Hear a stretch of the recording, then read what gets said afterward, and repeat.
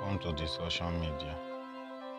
I'd like you to watch this video and see how Tinubu lied to Nigeria about his educational background.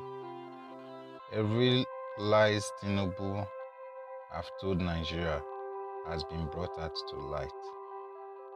How can we have a president like Tinubu? A man who is not straightforward, who is not truthful to Nigeria. If you watch how this election played out, you will not like to have someone like Tinubu as our president. Nobody will, no reasonable, well-thinking Nigeria even supported Tinubu in the first place. Only those tribalism thinking Nigeria supported Tinubu, and they are not much, not the majority. It's just a minority, not even up to a minority. These are certified true copies of court proceedings from the Illinois from the Eastern District of Northern District of Illinois Eastern Division.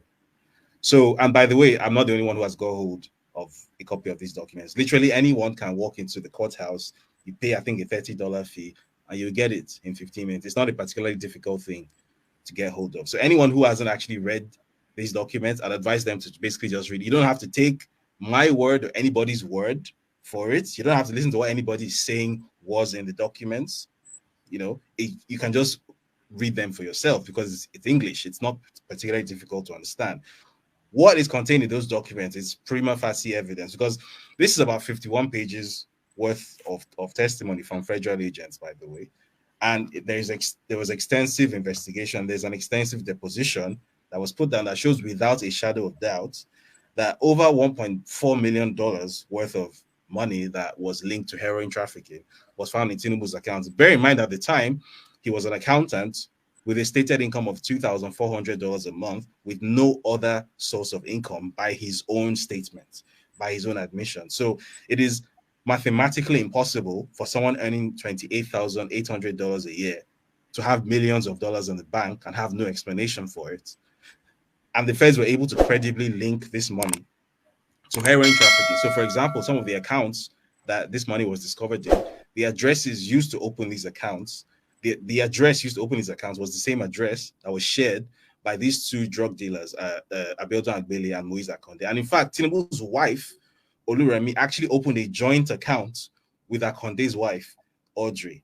In addition to many other financial interactions between them, they also sat together on the board of a company called Compass Finance and Investment, which also exists in Nigeria, by the way. There's an American entity and there's a Nigerian entity. And to date, by the way, till today, anybody watching this, you can go to ng-check.com, right? It's a website where you can check CAC registrations. And if you type in Compass Finance and Investment Company, you can still see the board of directors there. Till today, the three members of the board are still Bola Ahmed Tinubu, Muiz Adigboyega Akonde, and Abiodun Agbele. The last two are convicted drug dealers in the US, by the way. So this is not something which somebody alleged or something. These are things that have been proven for decades. In fact, the story I told wasn't even a new one, by the way. It's just that I think I was the only one who sort of told it in a sort of coherent narrative for the first time. I'm not even the first person to attempt to tell that story. I think Compass newspaper has told a similar story before it went defunct. Sahara Reporters did something on it as far back as 2008, even though it didn't get much attention. So I was just the one who knew how to tell the stories. I wasn't even the first to break the story. I didn't even break the story. This story is more than 30 years old now. So again, for anyone who hasn't read these documents, find them and read them. And then the second story, because I wanted to make it clear that there are two different stories.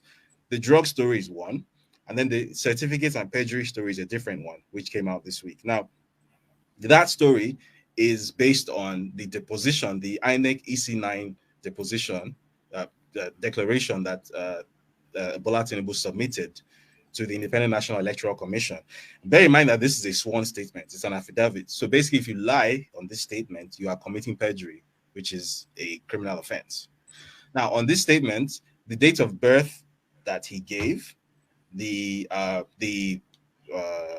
university degree certificate that he submitted, the nationality or the lack of nationality that he claimed, all these have been proven to be false. How have they proven to be false? So, a lawyer who is currently in court with Tinubu, he filed a criminal complaint against Tinubu by the name of Mike Enahoro Eba. If you remember at the outset when I said that INEC didn't want to release Tinubu's EC9 form, and this lawyer went to court with INEC, and INEC was then compelled to release this form.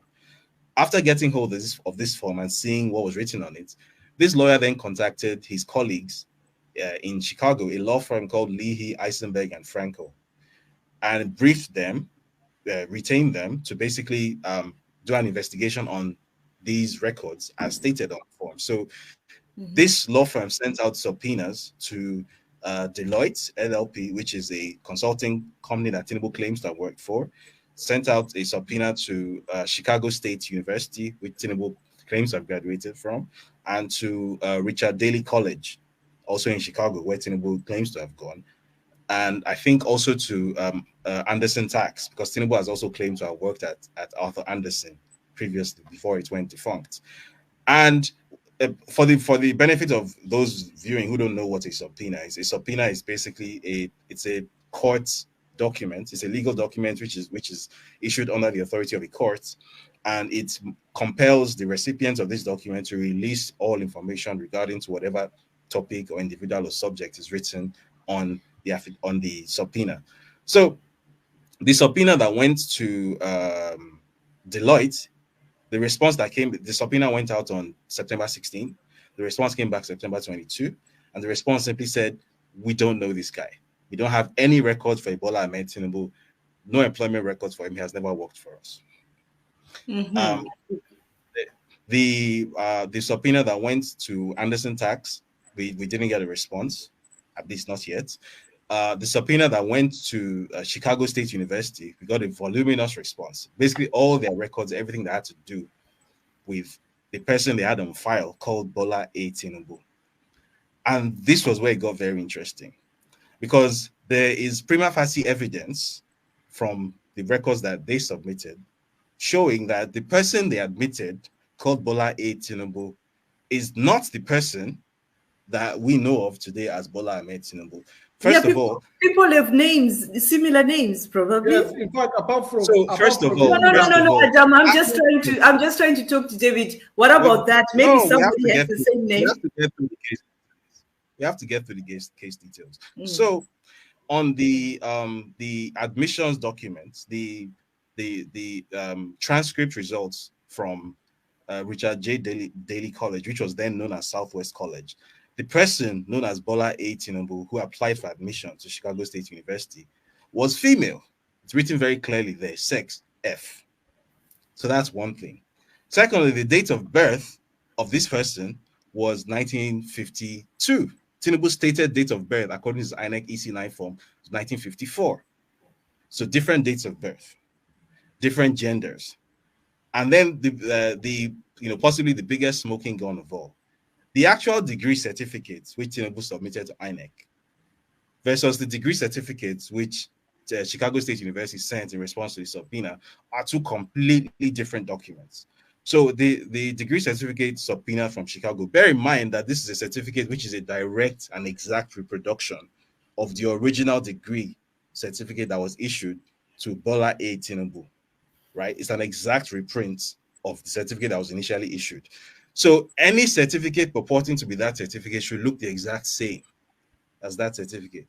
But what do we see? The certificate, yeah. So the certificate submitted to INEC, first of all, the logo of the university on that certificate is different to that which Chicago State University sent in response to the subpoena. Different logos. The signatures are different. They're by different people. There are different fields on the form. There are different data points on the form. The font on the form, two completely different font systems. The wording of the degree certificates are different. On the supposed degree certificate submitted to INEC, there are two grammatical errors. And then so what is INEC saying about this? What is INEC saying about this? Hang on. Just hang on. I haven't finished. And then the dates on both certificates are different. So on the one on the one from Chicago State University, it says that this degree is awarded on the 27th of June 1979. On the one sent to INEC, it says this degree is awarded on the 22nd of June 1979. So clearly, the one submitted to INEC is a forgery. It's not the certificate that was awarded to Bola A. Tinubu. Now, what makes it worse when you drill down further? I don't know how long you spent reading the story. When you do a little, just a very small online search, like you literally just search fake Chicago State University certificate on Google. Very basic. This is not an investigation. 1 inch deep kind of research.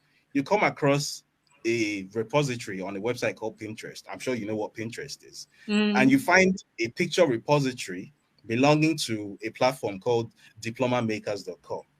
And in that repository, you see a template fake certificate for Chicago State University that is an exact replica of that which Tinubu submitted to INEC. The same font, the same grammatical errors in the wording, the same layout, same everything. It's just instead of insert name here, which you see on the template, you see Bola A. Tinubu on the one submitted to INEC.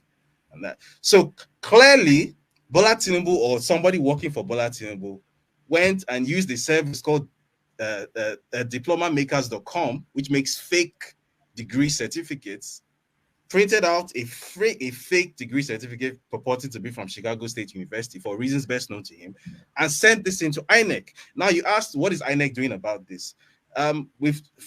First of all, it's in court because obviously criminal activity has taken place. Perjury, forgery, these are crimes in Nigeria. So there's that. Secondly, INEC on its own does not have power to do anything.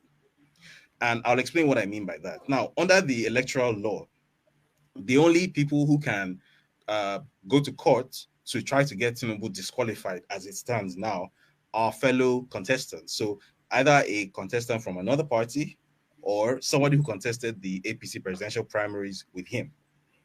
So an ordinary citizen cannot go to court to compel INEC to disqualify him. INEC on its own apparently does not have the power to verify certificates or to disqualify candidates. Only the courts has that power. So apparently that is why, even though it was such an easy thing to do to verify whether this certificate was actually remotely valid or not, apparently that's not INEC's business. Apparently, Okay. Now that you say that, so I won't call you a representative of Labour Party. So what has Peter Obi done about this? Because he's also a candidate. This is, like you say, it's in the public domain. What has he done about that as a candidate? To be honest, you would have to ask him. And the thing is, maybe the best thing to ask is, why is it that no candidate is doing anything about it? Yet. Something you also have to understand is that in the Nigerian electoral space, people love to imagine that they're playing 5D chess.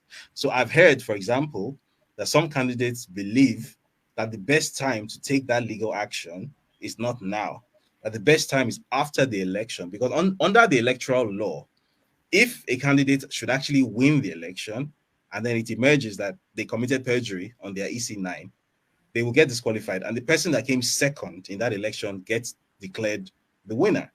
So some people whose names I'm not going to mention believe that it's probably in their best interest to just hang around in the background and probably hope that Tinubu wins the election so that they can pounce on him afterward, because there's just too much evidence. There's no way for a court to look at this evidence and say that he didn't commit perjury. So some people believe that after the election is the best time. I personally don't agree with that.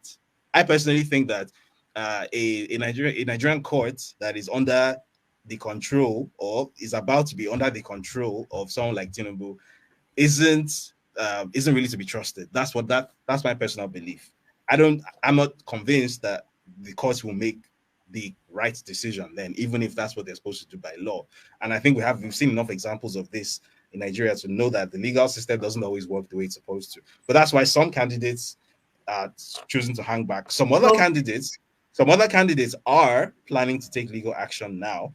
I'm not at liberty to name them because this was not information that was disclosed directly to me. I heard this from third parties, but including even people within Tinubu's party, by the way. So stay tuned for that.